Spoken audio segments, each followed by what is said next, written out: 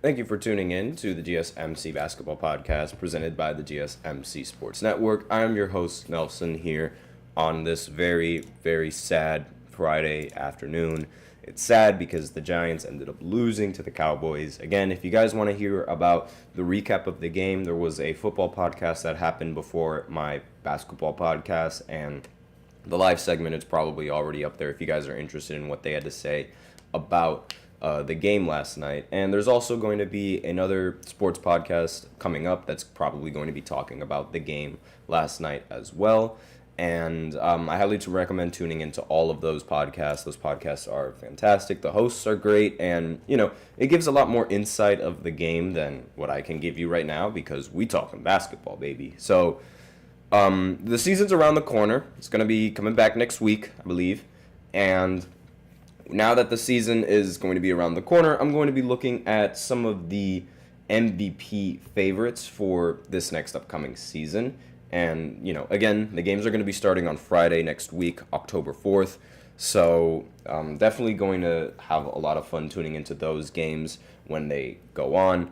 And, again, I'm just going to talk about the MVPs. And then in the second segment, we are going to be looking at the defensive side and see who are the favorites for Defensive Player of the Year.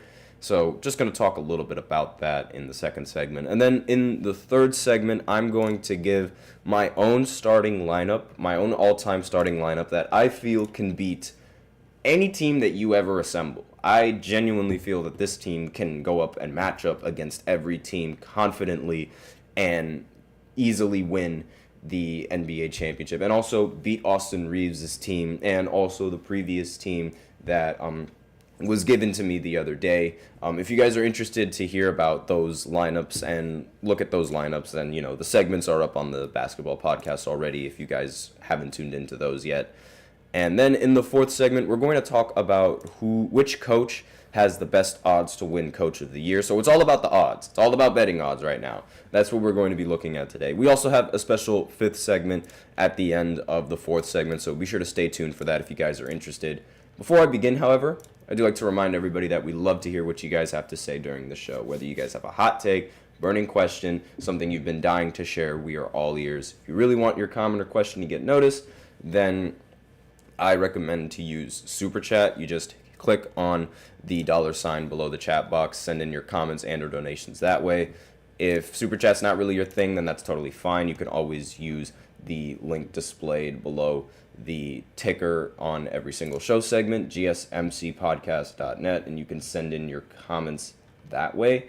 Really helps the show, makes it much more interactive between myself and you guys. And with that out of the way, let's go ahead and talk about these MVP odds. Now, most of the time, the MVP odds, to start the season, they're going to be incredibly biased. And by that, I mean Luka Doncic is going to be one of the front runners every single time. He's a front runner every single year for very good reason. However, he doesn't seem to end up winning the award in the end. It's always the last 4 years, 3 of the MVPs have gone to Jokic, and only one of them went to someone else, which was Joel Embiid, which it shouldn't have gone to Joel Embiid. It should have gone to Jokic. So I really don't think there's any sort of excuse for not having Jokic as the favorite for winning the MVP for next season. But in several other sports sites, a lot of the betting odds, they have Luka Doncic as the favorite for winning the MVP. So when you look at DraftKings, actually DraftKings is the only betting site where Jokic is actually the favorite in terms of odds for winning the MVP. When you look at the other gambling sites like Vegas Insider, they think that Luka Doncic has the best chances of winning the MVP. BetMGM also believes that Luka Doncic has the best chances of winning MVP. FanDuel as well. Luka is a heavy favorite for the MVP in this year, even though I think that it should, if you do want to, I think it still should be Jokic. Jokic should still easily be the favorite to win the MVP for next season. And the fact that Luka Doncic has better odds than him to win the MVP, that's sort of a trend. Like every single year for Luka Doncic and every single year for the Dallas Mavericks. It's like they think that Luka is going to finally win the MVP, and then all of a sudden Jokic just has the better team record, puts up ridiculous monster numbers, puts up highly efficient monster numbers as well, and ultimately snags the award for himself. That one year where he didn't win the award was not his fault. It was the voters' fault and some fault of Kendrick Perkins, but not really going to talk about that all that much. Another favorite for the MVP is SGA, and in a lot of sites they all say that they all are very looking forward to SGA, and they really expect SGA to win the MVP in these odds. And Joel Embiid's another one, and Giannis Antetokounmpo isn't as high on the MVP ladder as I would expect. He's right now on this list. He's actually ranked 5th with the the 5th most odds to win the MVP, and I don't know how I feel about that. And the same thing with SGA. I mean, SGA has a rather... I don't want to say they're a great team, but they are a very solid team with a lot of young talent. And, I mean, they did have a Rookie of the Year candidate with Chet Holmgren. They also had very solid second options with the Jalen's on the team. And, yes, SGA was the biggest reason as to why OKC was where it's at. But I don't really think that it'll be enough to sort of undermine Jokic's value and the things that Jokic is able to bring to the table for his team. And not only that, the team record, I obviously the Thunder, they were the best team in the Western Conference, but they were the number 1 seed. However, I believe they had the same record as the Denver Nuggets, at least for a time. I remember there was a little bit of a debate on which team was going to end up getting the number 1 seed towards the very end of the NBA season. It came down to the wire. So it's going to be, obviously team record is a very important factor when you're thinking of MVP, and not just, the individual talent of one player. And Jokic should have the best odds for that, seeing as he's won it 3 out of the last 4 years. I don't really expect that trend to change.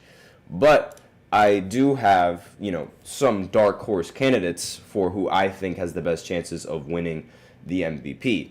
And spoiler alert, one of those players that in my opinion, the biggest dark horse candidate to win the MVP. I know a lot of you guys are going to, you guys aren't going to believe it, but it's LeBron James. Now, hear me out. Hear me out. LeBron James, to win the MVP this year, has lower betting odds, has lower odds of winning the MVP than Victor Wembanyama, Stephen Curry, Kevin Durant, and even Anthony Davis.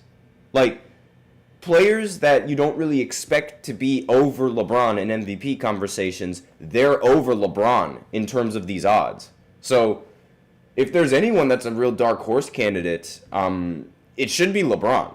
Because his odds, Jaylen Brown has better odds to win the MVP than LeBron James. Excuse me? Huh? What? And, it's really, again, LeBron, he is coming off, he's being one of the oldest players in the NBA. There's no telling exactly how well he's going to play this next season. We have no idea if the decline for LeBron starts now. Not to mention the new coach that the Lakers ended up getting and the new coaching staff as well. It's a whole new look for the Lakers, and there's a lot of things that are sort of preventing LeBron from being a favorite that he normally is, and a big part of that is age. And I think, the biggest dark horse, obviously LeBron is a big name, but nobody really thinks that LeBron is going to win the MVP anymore, especially since there have been previous years where I feel like he should have won the MVP, but ultimately didn't because team record and also the voters and voter fatigue. Voter fatigue is a real thing, whether you like it or not. And again, lower betting odds to win the MVP than Victor Wembanyama, who actually... Jeremy, who's the host of I believe it is another sports podcast that we do. I recommend tuning into that. But he actually thought that, he said that Victor Wembanyama would be his dark horse candidate for MVP. when I said LeBron, everybody was like, I don't know about that because, he's a big name. But in reality, Victor has better odds of winning the MVP this next coming season than LeBron James has. So my point was not invalid whatsoever. Because I know the doubters with LeBron. I know how the system works, and I know how many people are really expecting Victor Wembanyama to sort of, blossom into that NBA player that everybody expects him to be. And they're not wrong for thinking that. He's phenomenal. And also, Rob, for one of our other podcasts as well, shout out to Rob, and he just started working with us. He's a great guy. Unfortunately, he's a Philly fan. But aside from that, he thought that Jalen Brunson would be a pretty good dark horse candidate to win the MVP. Jalen has better odds to win the MVP than Victor, who, might I remind you, has better odds to win the MVP than LeBron. So if we're talking about dark horse candidates, LeBron is the legitimate dark horse candidate just based off of the odds. Looking at let's see, what do we want to look at? Let's look at DraftKings. How about that? So DraftKings, they have Jalen Brunson as plus 1,800 in terms of odds. So the way that the odds work is the way I look at it, the number that's closer to zero, or the smallest number that is in the betting odds, is the most likely chance of who's going to win. And so Jalen Brunson, he has an 1,800, and then Victor Wembanyama has a 2,000 betting odds chance, right, in DraftKings. And then here comes LeBron, who has a 15,000. The gap between Jalen Brunson and Victor Wembanyama on MVP favorites is staggering, especially considering how he's LeBron James. So I really think that LeBron is going to be a dark horse candidate for MVP this year. He's LeBron. There's really a new coaching staff, a new offensive system. I think the offensive system is really going to benefit him and Anthony Davis, but primarily LeBron, just because of LeBron's playmaking. And I think that there's really no excuse for him to not be a dark horse candidate. And there's so many other players that have better odds to win the MVP according to these sites than LeBron himself, which is, I find it rather egregious, honestly. But aside from that, that is all I have for this first segment. So now we will go ahead and go into the second segment, where we look at the other side of the ball and we talk about Defensive Player of the Year and their odds and who is the favorite of winning Defensive Player of the Year for next season. So I'll be right back after this short break. Be sure to stay tuned. I feel like I'm losing my mind. Is everybody in the world blind? Please, Lord, give me a sign, a sign. I feel like I'm losing my mind. Is everybody in the world blind? Please, Lord, give me a sign, a sign. I wanna be the greatest. Everybody on the fake shit. I look around and feel like everybody is the fakest. I make this every day and I'm impatient, hoping one day I blow up from the basement. Statement, the top is so vacant. I don't hear shit that I think is amazing. Waiting for my day when I'm playing sold out shows for 1,000 faces. Hey, give me that crown, get in my way and to be put down. It ain't your place, all this my town. If I want that shit, then I'll get it right now. I'm losing it, the noose it fits, some losing shit, a stupid myth. You choose to live or choose to dip, you choose to fight or lose your grip and lose a gift. Oh. I feel like I'm losing my mind.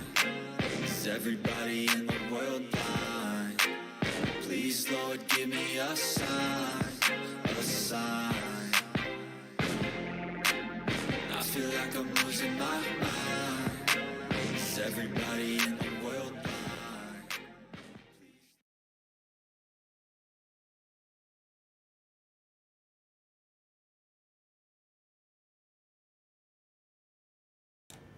And we are back with the second segment of the GSMC Basketball Podcast presented by the GSMC Sports Network. And in this second segment, we are going to be looking at the players with the best chances of winning Defensive Player of the Year, who has the highest odds of winning Defensive Player of the Year, who I think is the best candidate for winning Defensive Player of the Year, all of that good stuff. So before I begin, however, I do like to remind everybody that we like to hear what you guys have to say during the show, whether you guys have a hot take, a burning question, something you've just been dying to share, we are all ears. And if you really want your comment or question to get noticed, then I recommend using Super Chat. You just click on the $ below the chat box and you can send in your comments and or your donations that way. Super Chat's not really your thing. That's totally fine. You can always use the link displayed below the ticker on every single show segment. It's gsmcpodcast.net, and then you can send in your comments and donations that way.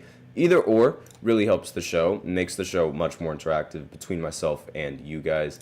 And with that out of the way, hold on just 1 second. Let's go ahead and talk about the Defensive Player of the Year odds. Now, spoiler alert, the odds are really, really incredibly biased. And what do I mean by that? So let me go ahead and pull this up real quick. So Victor is the clear-cut favorite to win Defensive Player of the Year. Now, again, I say it's mainly biased because he is the only player that has negative numbers in the betting odds. He is a heavy favorite. Over in DraftKings, he has a minus 180 chance of winning Defensive Player of the Year. In FanDuel, he has a minus 160 chance of winning Defensive Player of the Year. While everybody else, the odds for Defensive Player of the Year are in the positives, and they're well over the 1,000 marker.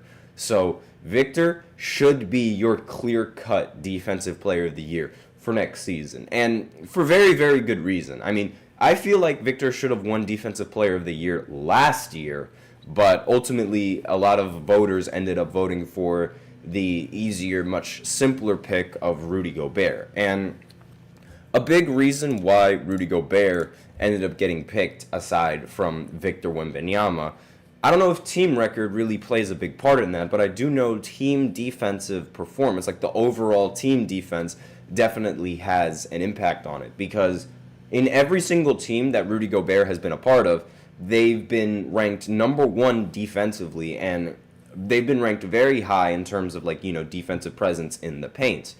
And one could make the argument that that's a team accomplishment, and the team does have very, very good perimeter defenders on the, really solid perimeter defenders compared to the Spurs and Victor Wembanyama, which is part of the reason why Rudy Gobert, got a boost in that. And a lot of people don't really agree with that because at the end of the day, Victor was getting way more blocks in the paint. His defensive presence was much more known in the paint than than Rudy Gobert himself. I mean, again, I brought this up before on a previous podcast, but there was a play where a player on the Denver Nuggets, right? It was number 0. I completely forgot his name. I think his name is Braun. I think his last name is Braun, if I remember correctly. And in a game against the Timberwolves, right, Rudy Gobert was in the paint. He did not hesitate to rise up over him and straight up dunk on him. Did not hesitate whatsoever. Yeah, Christian Braun. I just forgot his first name. His last name is Braun. But when Victor was in the paint, he was about to go up. Victor wasn't even in front of him. He was behind him. He was about to go up. He noticed that Victor was creeping around the corner, getting ready for the chase down. And he was just like, nope, I'm not going to take this layup. And he passes it out to somebody wide open for 3. It ends up working because he ends up hitting the 3. But think about it. Rudy Gobert, Defensive Player of the Year, in front of him, does not hesitate to go up on him. But Victor Wembanyama, trailing behind him, no defender in front of him, he refuses to go up. That is huge defensive value. That's a huge defensive presence that nobody else in the NBA has. And he really should, honestly, in my opinion, in this year, he probably should win the award unanimously, assuming he can continue with his streak of blocks and arguably, have a better season since, again, rookie seasons, they tend to be the worst seasons for a lot of players unless your name is Ben Simmons. And everyone is expecting him to sort of make that leap. And Anthony Mananzo's in the chat saying, if it's true based on the rumors that the Heat might trade Jimmy Butler for you, who are the most realistic teams in terms of return in our playoff teams this season? Interesting. That's a that's a very interesting question. And I don't think Jimmy Butler is going to get traded. I think they're going to use him for this season, and they're going to try to make a deep playoff run with him in this season. And I think they're just going to, let him walk in free agency. Now, it would make sense to try and trade him and see if they can get some sort of value out of him, like get some players in return, since he most likely will not return in the next season. However, I'm not entirely sure exactly which teams are going to be willing to make that kind of trade for Jimmy Butler. I'm definitely gonna have to look into that a little bit more. But I mean, let me think. I mean, off the top of my head, the Knicks really seem like a team. But again, I don't think he's gonna join the Knicks. I really don't. Like, I think that's a huge long shot. And the Sixers, they just acquired a small forward, so there's really no need for them to try and, trade for Jimmy Butler whatsoever, even though, the Sixers and Jimmy Butler, they could have won a championship together. That would be a very surprise turn of events, but I doubt that's happening. And I also don't really see I don't see any other team really looking to trade for Jimmy Butler. Maybe the Bulls. Like, I mean, out of nowhere, the Bulls could come out of nowhere and just try to do that. But again, I don't really think that Jimmy Butler is going to be able to get traded. Like, his trade market value is still in question. And Monenzo's in the chat again. Bam should have won the Defensive Player of the Year award last year. He's the best overall defender in the league. He can guard every position. Rudy is one-dimensional. And to that, I say no. Victor should have won the Defensive Player of the Year. He's just as versatile as Bam Adebayo is, while still being able to get blocks. And a huge difference in Victor's game is the fact that he can block shots at the three-point line, which is something that's very difficult to do, but we see Victor do that consistently, and we've seen him do that on several plays. Bam is actually in some betting odds, like in some betting websites, he's actually the second favorite to win Defensive Player of the Year award over Rudy Gobert. But there are also, some other betting sites that have Rudy Gobert as a higher pick and a higher favorite than Bam Adebayo. But at the end of the day, all of them pale in comparison to Victor Wembanyama and his odds to win Defensive Player of the Year this year.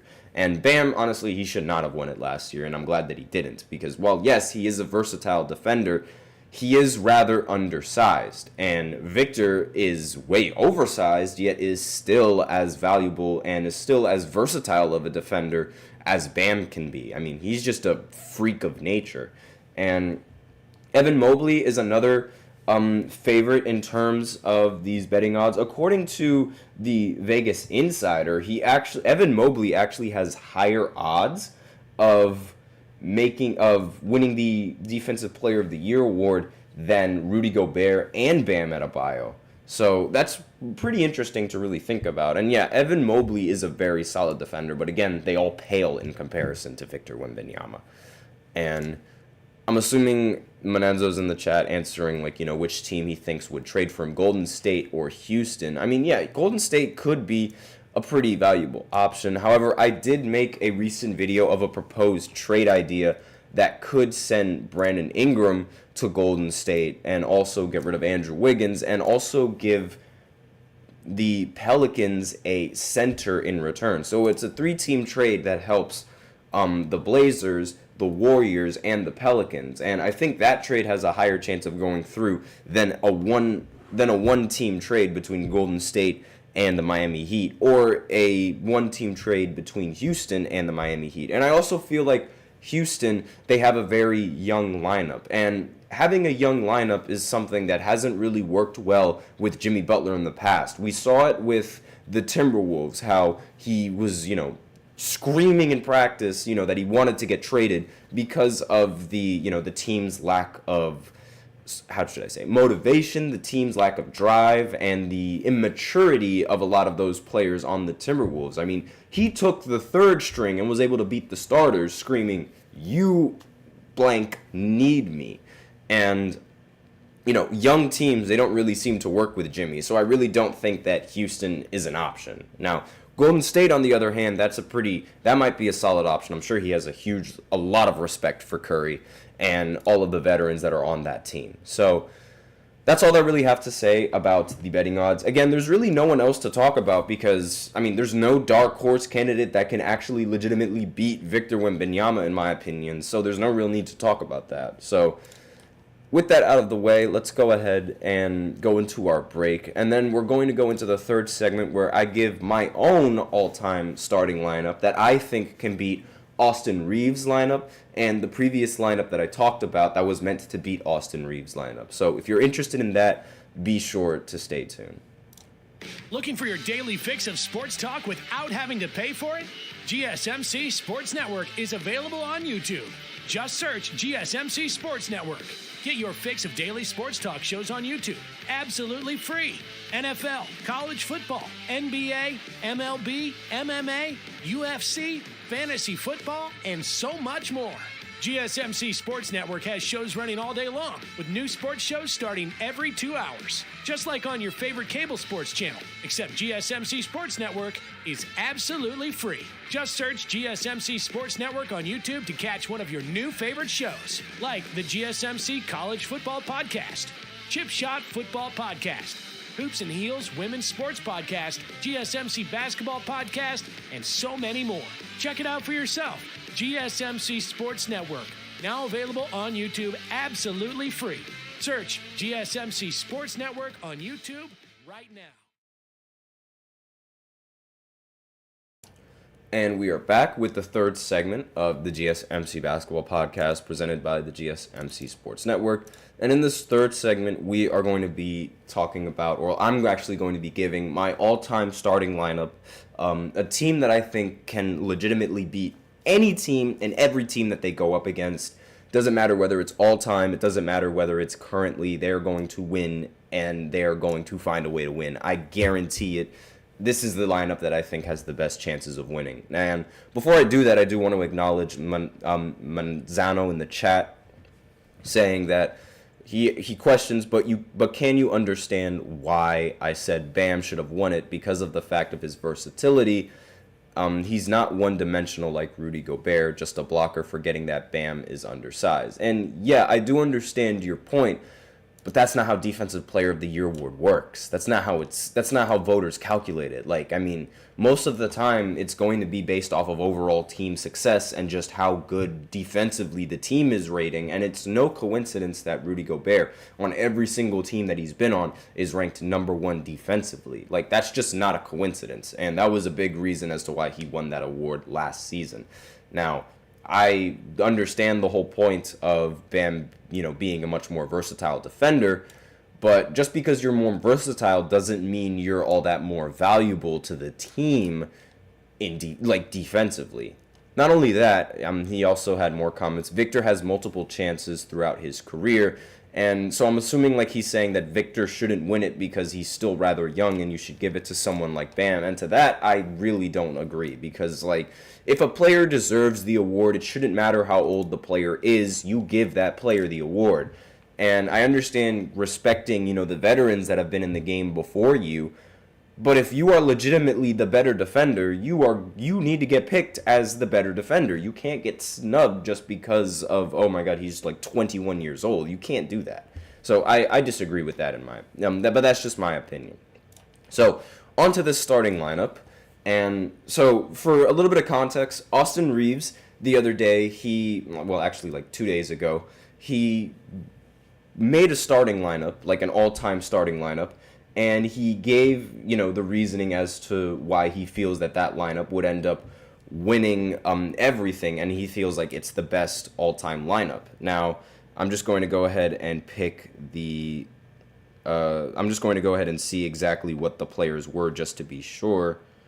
Austin Reeves all-time lineup. I know that Steph Curry and LeBron James were in the lineup, and the rest of the players that were in the lineup as well were Michael Jordan, Kobe Bryant, and Shaq. A very, very good team. Definitely a very, very good team.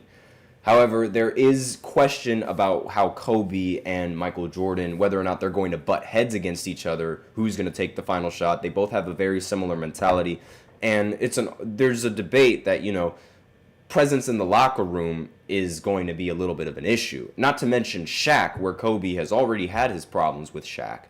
And I understand, like, you know, the possibilities, but I also understand the fact that all of these players, they want to win. And I have no doubt in my mind that each of these players would sacrifice a role on their team in order to win. Like, I have no doubt in my mind with that. But there was another lineup that was given to me that was meant to, that my boss felt would actually beat the lineup that Drew Holiday ended up making, and not Drew Holiday, excuse me, that Austin Reeves ended up making. And his lineup was Magic, LeBron, Dennis Rodman, Kevin Durant, and Bill Russell. So those were the two all-time lineups that would match up, and it's up to you guys to decide whether or not you think which lineup you guys think would win. But here's my all-time lineup, and personally the team that I think is well suited and well equipped to beat any team that they go up against. So we're going to start off with that list right now. And the point guard is LeBron. And if we're going to be specific on the year, I'm picking 2018 LeBron when he was in the postseason, and the year overall. He was a freak of nature. Without a doubt, the best player to ever touch a basketball and the best player to ever play in the postseason in that year. What he was doing to teams and what he was doing for his team is unheard of. He became the only player in the history of basketball to actually lead really, really bad teams to 2 finals appearances. He did that in his first finals appearance, and then he does it again in 2018. Not to mention leading his team to being the only team that is able to beat the Celtics after the Celtics take a 2-0 series lead. That has never happened before up until that point, and it still hasn't happened up until this point. So this version of LeBron, or in fact any version of LeBron at the point guard, is by far, in my opinion, the best pick at point guard. Not to mention all the defense that you're going to get from LeBron at the point guard position, being a versatile defender, being able to switch off of screens, while also being able to operate and actually guard a lot of the point guards in the NBA. Like, there's literally no defensive mismatch against LeBron. And that's a lot of things that I feel like a lot of people really forget when they make a starting lineup. Like, yes, Steph Curry would be a fantastic pick at point guard, but I also think about the defensive side of the ball. And Steph Curry does have his weaknesses on the defensive side that a lot of all-time teams and all-time rosters can expose if we are making, if we are putting these all-time teams against each other. I mean, Magic, for example, in my boss's all-time team, he can easily expose Stephen Curry on the defensive side of the ball. And again, Steph Curry himself can expose himself on the defensive side of the ball. So I really think that, defense is going to come a long way in these all-time matchups, which is why the lineup is constructed the way that it is.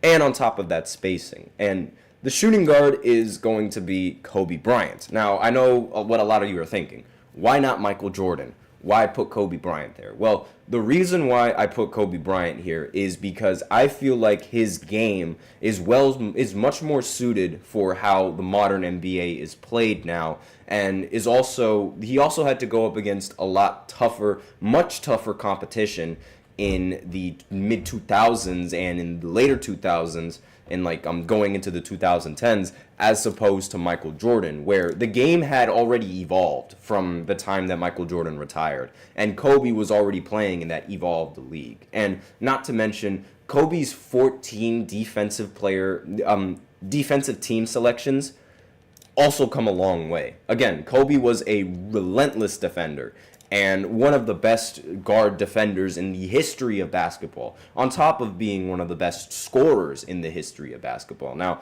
again, you can make the argument that he might be a little bit of a shot chucker for this team, and his inefficiency could be the downfall of this team.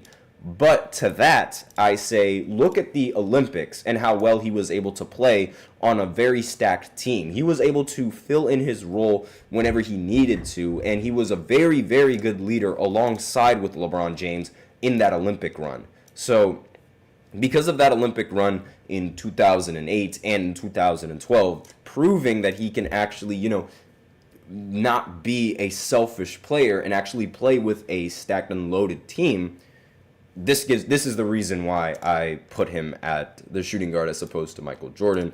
And a big part of that is because of how Kobe's game is much more adaptive into a more modern scheme, and that's sort of what I'm looking for when creating this lineup, because Kobe can shoot the three ball a lot better than Michael Jordan could. And he could still shoot the mid-range, but again, there's several other scorers on this team that can also shoot the mid-range rather efficiently, one of them being Kawhi Leonard.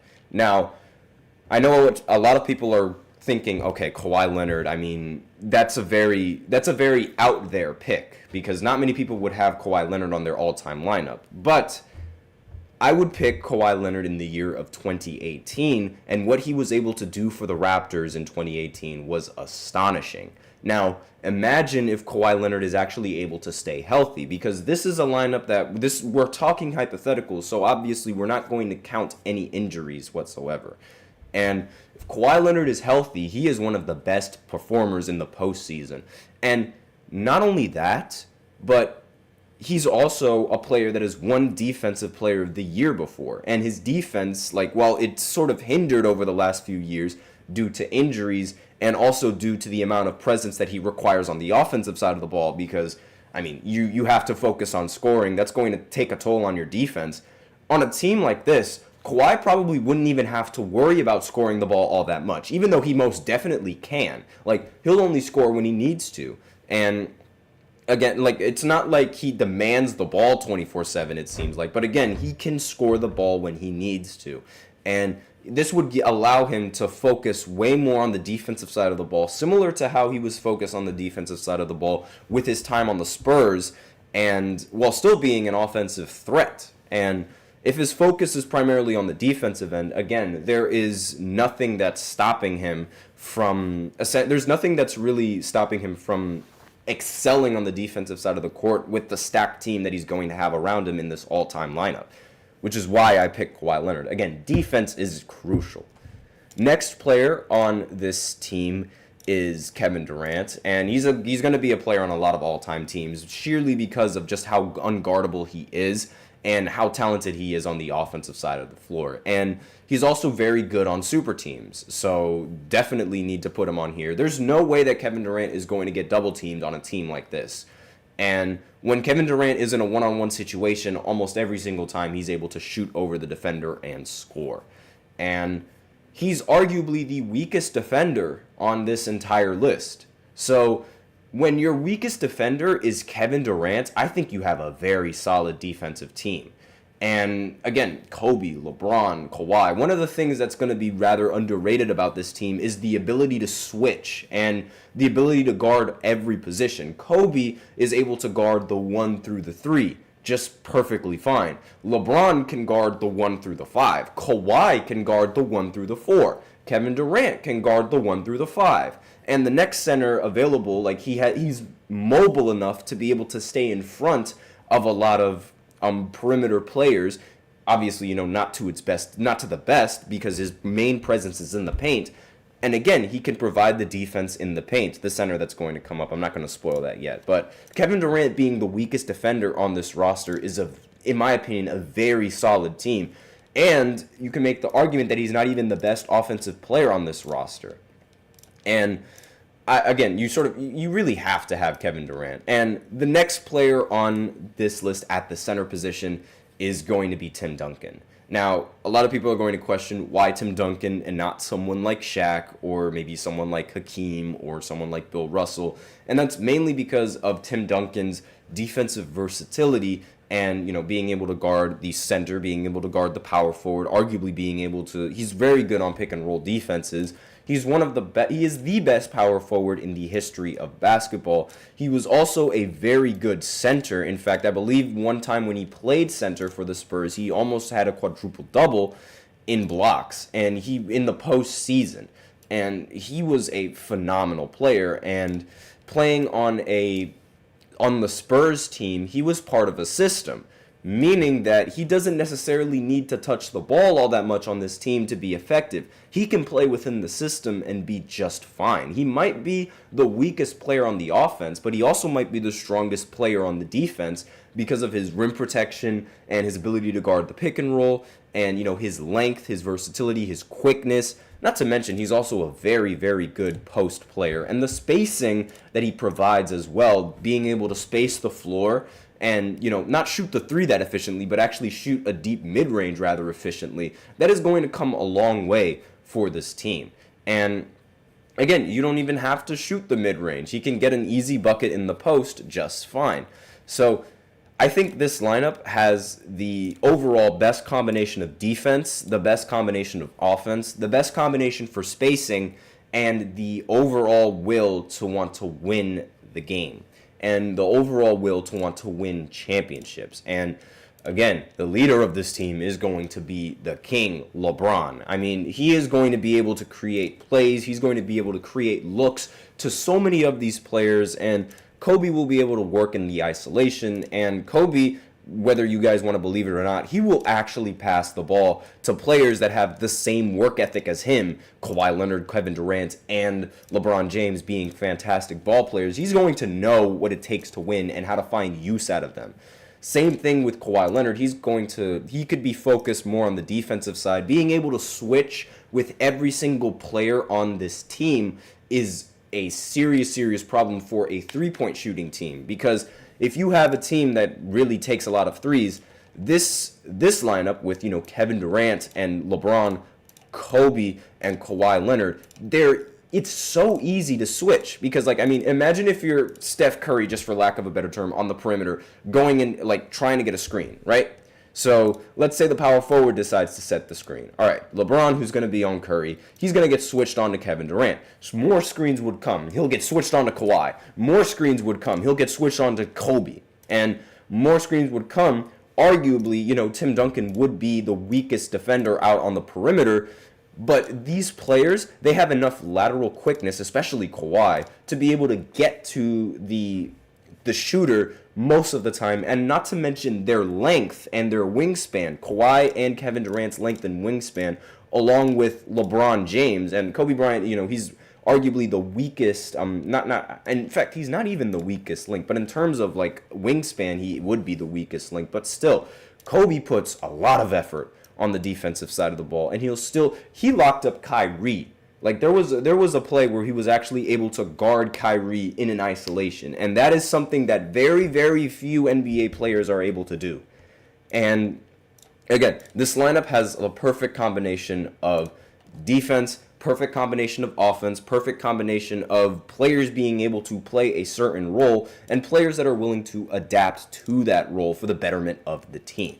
And that's really the big reason as to why I made this starting lineup the way that it is. Let me know in the comments what you guys think of the starting lineup.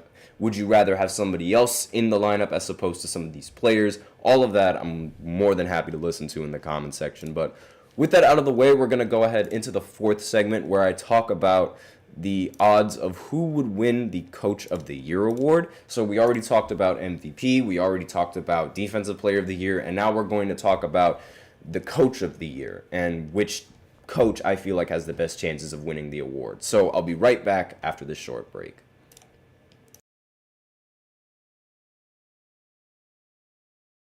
For the best and latest podcasts available anywhere, go to the podcast app on your cell phone and type in GSMC to access free content-rich podcasts on health and wellness, book reviews, sports, entertainment, relationships, social media, movies, technology, finance, and even weird news. Subscribe and download the GSMC Podcast Network's family of shows, available everywhere podcasts are found.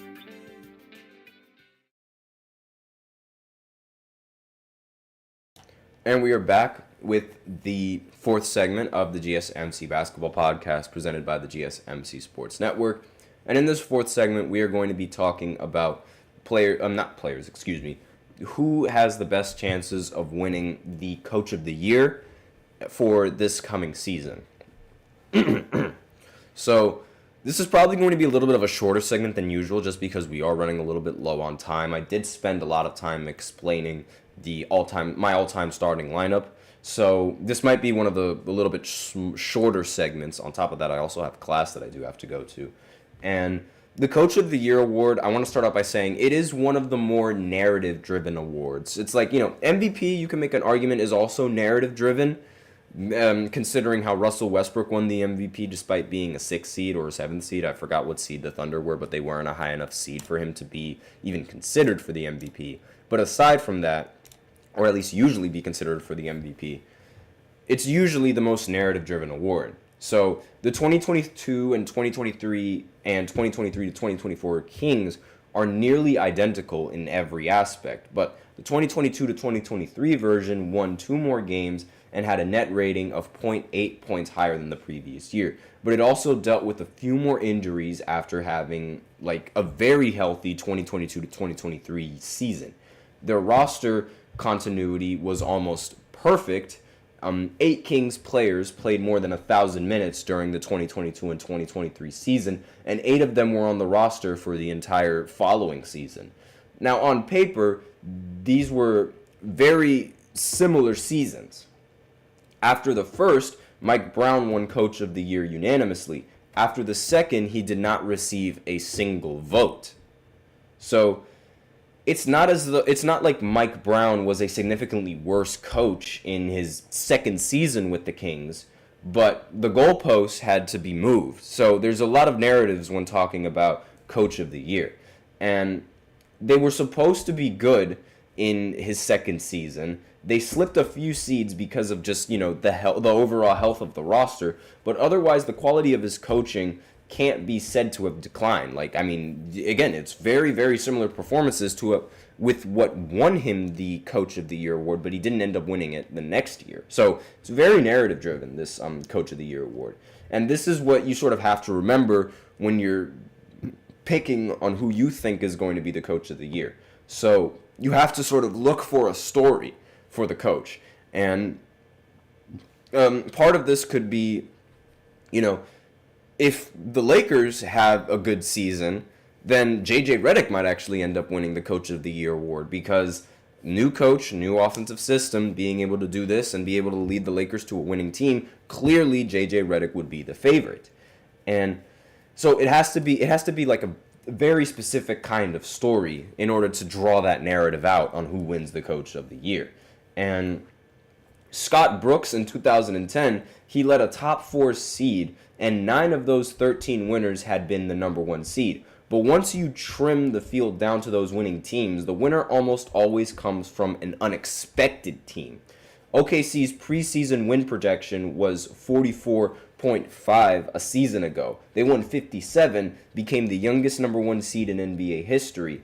And this is sort of a model that CBS, according to this article, is looking for, and what you should be looking for in terms of who should win Coach of the Year. There needs to be some sort of narrative, and if there is no narrative, then you're probably not going to win Coach of the Year. Now, the favorites to win the Coach of the Year the big favorite is Joe Mazzulla. It seems like a likely pick, seeing as Boston won 64 games a year ago, and only 28 teams have ever been able to do so.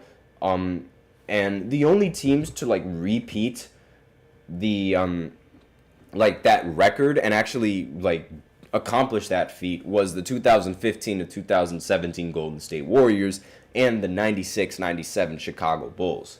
And Kristaps Porzingis is going to be hurt opening up this year, and Al Horford is now 38. Boston remains dangerous, and they still remain a very dangerous team, especially in the postseason. So the regular season is likely to be a bit more normal, but if it isn't, Mazzulla becomes a runaway favorite. Then another high, with another coach with high odds to win the Coach of the Year is Mark Daigneault, and he isn't really a strong bet for some reason, and his win a season ago works against him here as well. You can win this award going from great to historic. Monty Williams did in 2022, for instance, but ended up being, fired later on and is now actually considered a really bad coach on Detroit.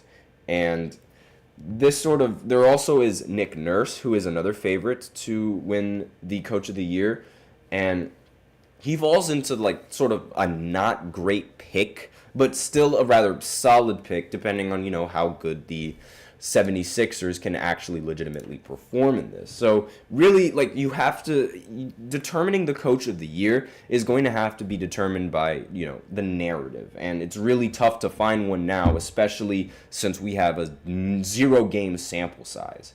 So in the middle of the pack is sort of, coaches that are like Jamal Mosley for Orlando, Taylor Jenkins for Memphis, Ime Udoka for the Houston Rockets, and Tom Thibodeau for New York. I wouldn't sleep on Thibodeau. I really wouldn't sleep on him because there is a chance that he could win the Coach of the Year award if the Knicks actually end up taking the 1 seed. However, I also think that Ime Udoka, for the Houston Rockets also has a good chance of winning this Coach of the Year award because I think that Houston seems to be very confident in the roster that they've constructed. And they really think that it was actually said earlier that the president of the Houston Rockets basketball believes that they have one of the deepest rosters in the entire NBA. And whether you believe that or not, they really have a lot of confidence in their system. So I wouldn't be surprised if the Rockets are able to tally a lot of wins this season, that Ime Udoka ends up being a favorite for Coach of the Year. So that's all that I really have on this Coach of the Year segment because we are running out of time. And again, time is of the essence. And so we're going to go ahead and go into the 5th segment where I talk about players who had their careers ended through injuries and who I think would be the better player going into, if they didn't have any injuries. If you get rid of the injuries from all of these players in their careers, who would have the best career? That's essentially what it's going to be about. So I'll be right back after this short break. Be sure to stay tuned if you guys are interested.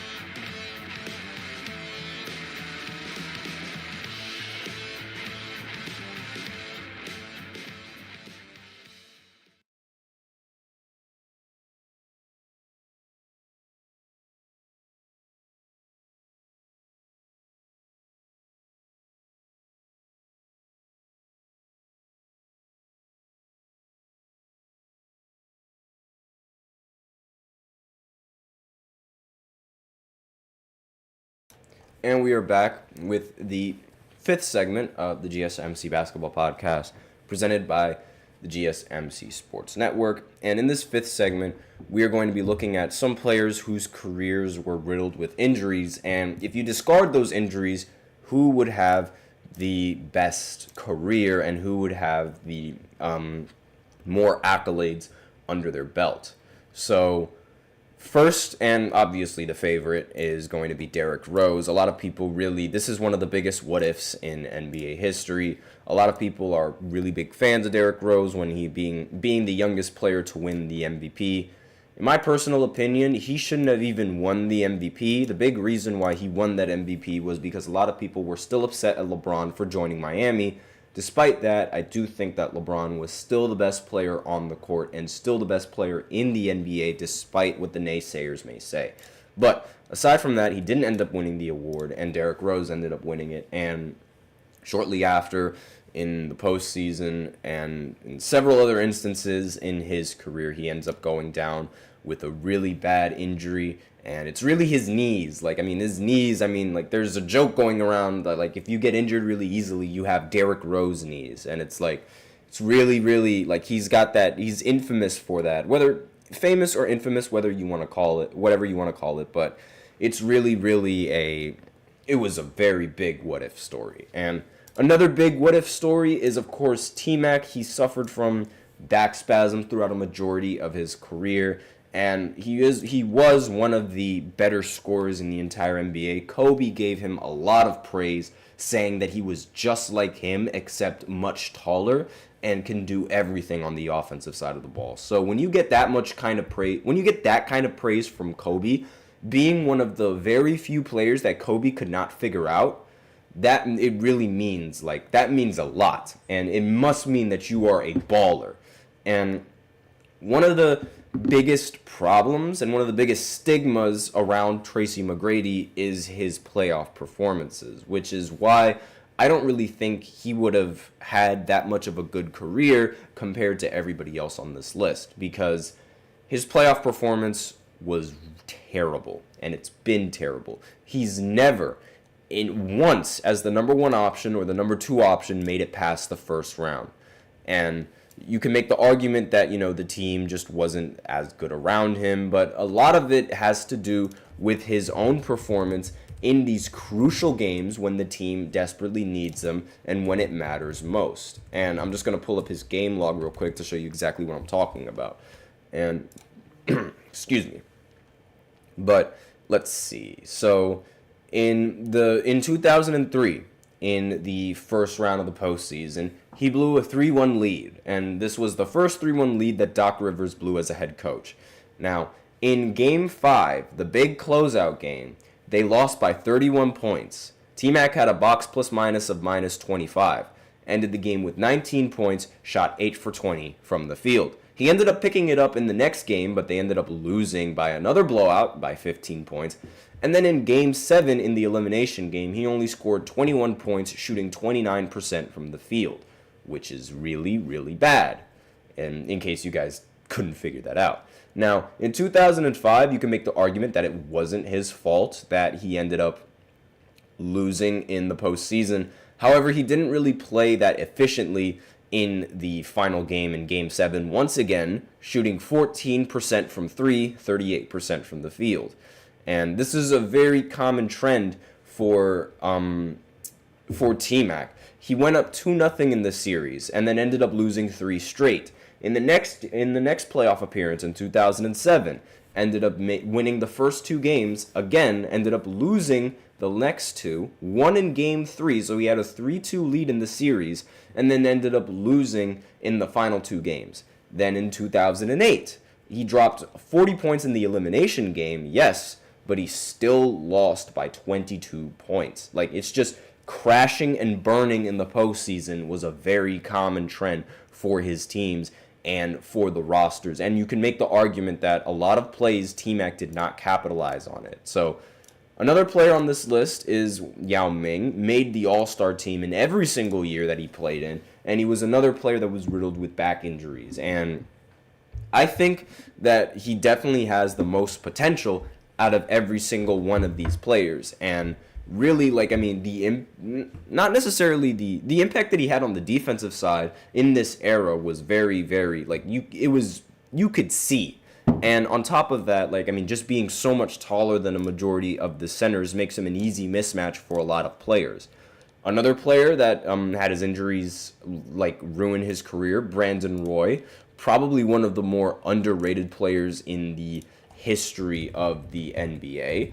And a lot of people don't really talk about him, mainly because of the injuries that he's had throughout his career. He's had a very, very short career, but he, in my opinion, incredibly underrated. And Portland might have been a very, very solid team if it weren't for his injuries. In the only playoff series where he actually started in every single game in 2008 and 2009, he ended up averaging 26 points per game, 45% from the field, and 47% from the three-point line, while he only took 2 threes, sure, but still, well, 3 threes actually, like, because the three-point average is 2.8, but still, that is a very, very good shooting percentage coming in from Brandon Roy. And Brandon Roy, of all of the players here, is arguably, the weakest one, and I don't really think that he would have a much better career. Like, I think his career would have been similar to T-Mac's a little bit. So, really, the conversation comes down to either Derrick Rose, who legitimately won the MVP,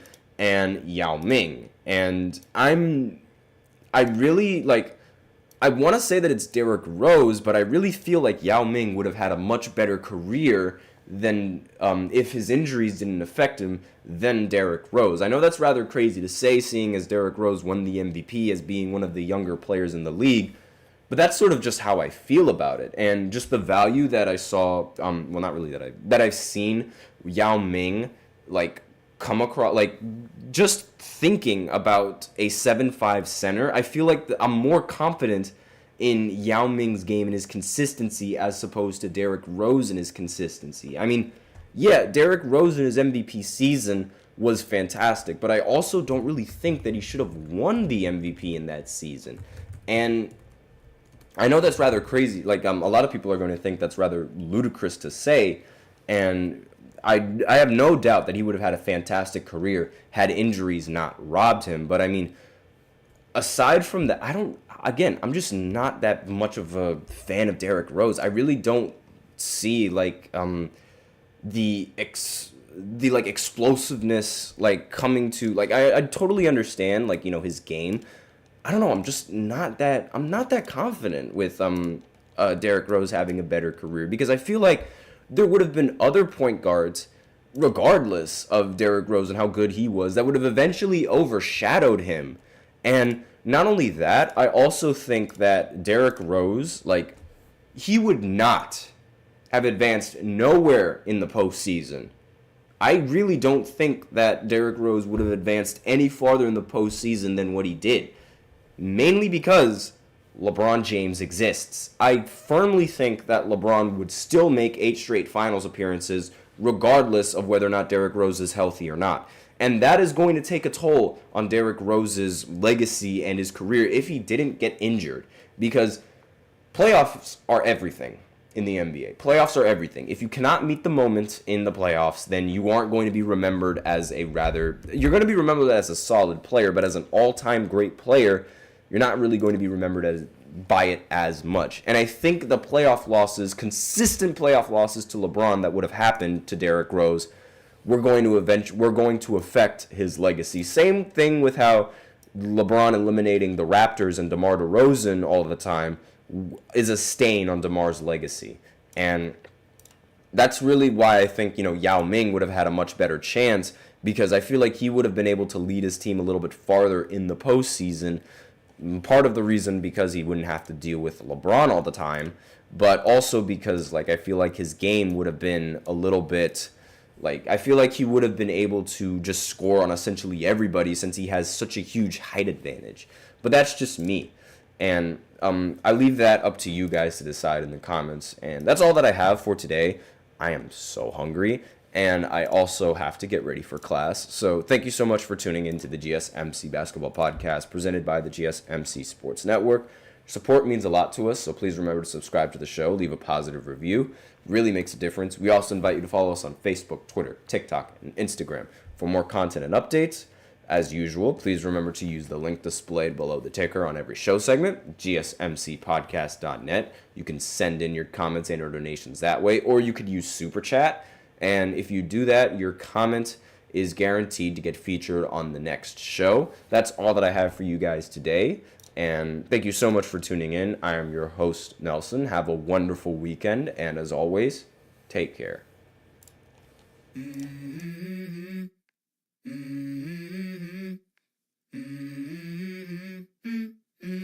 Let's go. I wake up to a little bit of drool on my pillow, feel like it's gonna be a bad day.